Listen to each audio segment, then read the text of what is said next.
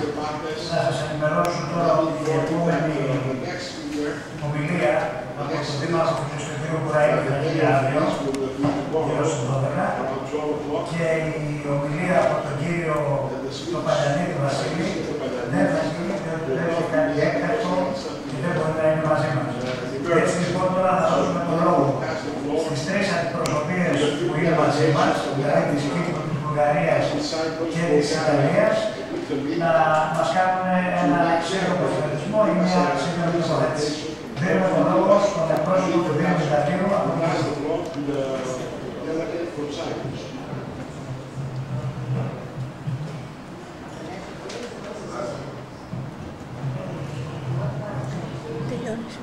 Αγαπητέ κύριε Δήμαρχε, κύριε Πρόεδρε του Δημοτικού Συμβουλίου του Μάχανο,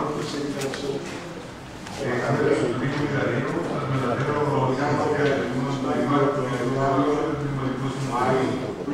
Σας ευχαριστώ πάρα πολύ για την πρόσκληση που παρακολουθείτε στο συνέδριο του. Κάνω και όμως την παρουσίαση του Δήμου Ιταλίου. Το Ιτάλιο βρίσκεται στην επαρχία της Λευκωσίας, 17 περίπου χιλιόμετρα νότια της πρωτεύουσας, σε ισότρο 220 μέτρων. Καλύπτει μια έκταση 32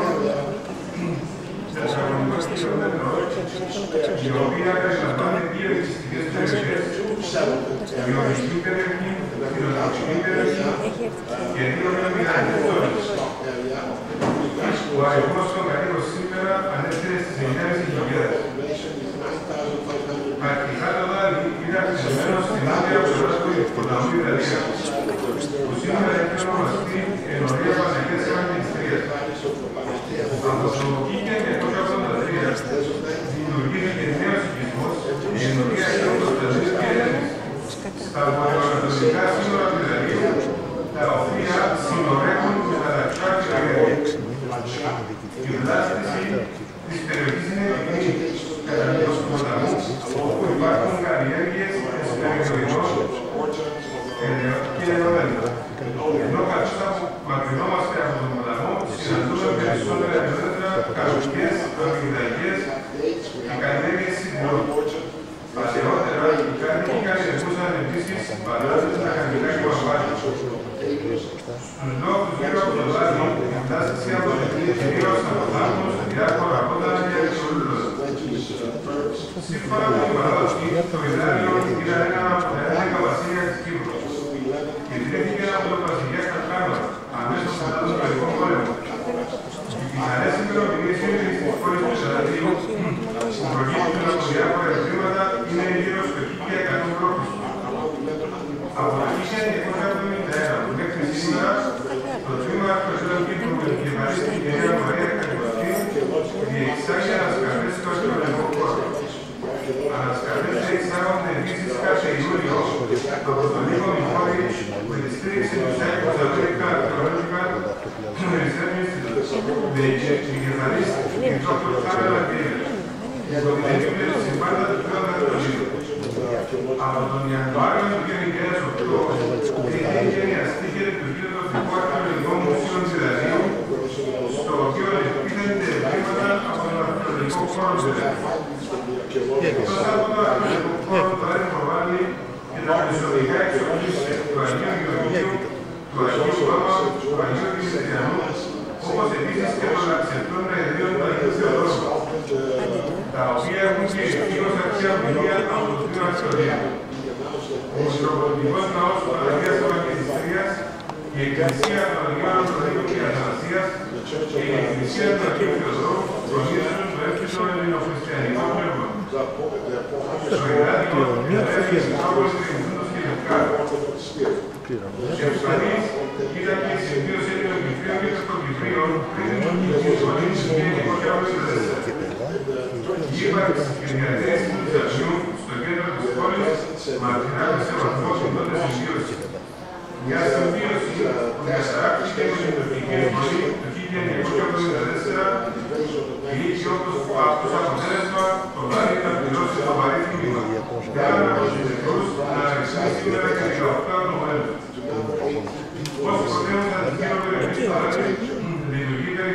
κέντρο υγείας, το οποίο εξυπηρετεί τις γύρω κοινότητες και την εξυπηρετισμό γύρω στις 25.000 κατοίκους. Η πολιτιστική και πνευματική άσκηση του Δήμου Άκου Ανίκατε πήρασε σε πολύ ψηλά επίπεδα.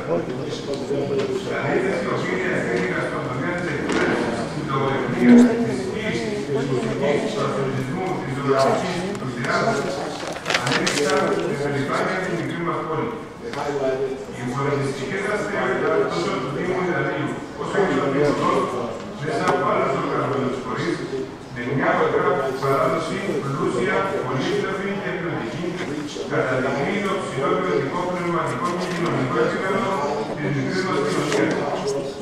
Μέσα στα πλαίσια στήριξης της πολιτιστικής άσκησης του Δήμου έχουν ξεκινήσει εργασίες για ανάπτυξη του δεύτερου θεάτρου, το οποίο αναφέρεται να ολοκληρωθεί στα τέλη του 2004. Ανάμεσα στις σημαντικότερες πολιτιστικές δραστηριότητες του Ιδανείου, πρωτοποριακή για τα τότε δεδομένα της Κύπρου ήταν και η δημοποίηση του Ιδανείου με την κανονική κομμόπολη Πόρτου-Δανείου. Η πρώτη δημοποίηση με ευρωπαϊκή πόλη πέρα της Ελλάδας. Έτσι, στις 8 Οκτωβρίου του 1978 πραγματοποιήθηκε η δημοποίηση των δύο πόλεων. Από το 1998 έγιναν οι πρώτες επαφές για συνεργασία και πολιτιστικές ανταλλαγές στον Δήμο Αχανών. Μέσα από αυτές τις προσπάθειες, η ακούγεται αφάνηκε υποφελής για τους δύο Δήμους στα δημοτικά συμβούλια των δύο Δήμων αποφάσισαν να προχωρήσουν σε αρεστοποίηση. Έτσι, από την 1η Οκτωβρίου του 2010, ο Δήμος Ιδανείου αρεστοποιήθηκε με τον Δήμο Αχανών. Η εκπαίδευση με μια μακραίωνη παράδοση αποτελεί έναν από τους στόχους ανάπτυξης για την πόλη του Ιδανείου. Η λειτουργία στο Δήμο του Λυκείου Ιδανείου, 3 δημοτικών σχολείων και 5 γεωκομικών και παιδοκομικών σταθμών, στοχεύουν στη διατήρηση αυτής της παράδοσης.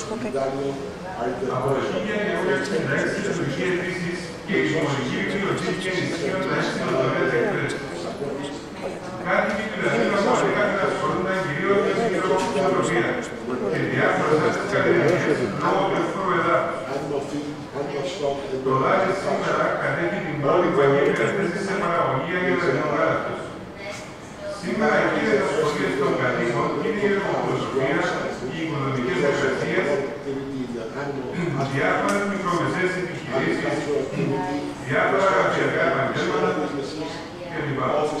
Πολλοί κάτοικοι εργάζονται σε κρατικές υπηρεσίες. Από το 1981 δημιουργήθηκε η βιομηχανική ζώνη, η οποία βρίσκεται παρά τον παλαιότερο Λεσποσία του Νησού στα σύνορα του Βορειοανατολικού νήσου και προσφέρει ένα σημαντικό εισόδημα προς τον Δήμο, αλλά και πολλές θέσεις εργασίας για τους κατοίκους. Στο Δάνειο μέχρι το 1996 διοικούσε αρχίδαν το Συμβούλιο Βελτιώσεως, επικεφαλής του Κυριωτάκη. Το 1996 μετά από το δημοψήφισμα, το Δάνειο έγινε ο 24ος Δήμος της Κύπρου και συνεργάζεται σήμερα όλες τις υπηρεσίες που πρέπει να έχει ένας Δήμος. Κύριο χαρακτηριστικό των κατοίκων του Ιδανείου είναι η εργατικότητα τους, η φιλική διάθεση και η φιλοξενία. Η πόλη του Ιδανείου μπορεί να προσφέρει τόσο στους κατοίκους όσο και στους επισκέπτες αρκετά για να θεωρείται μια ολοκληρωμένη πόλη.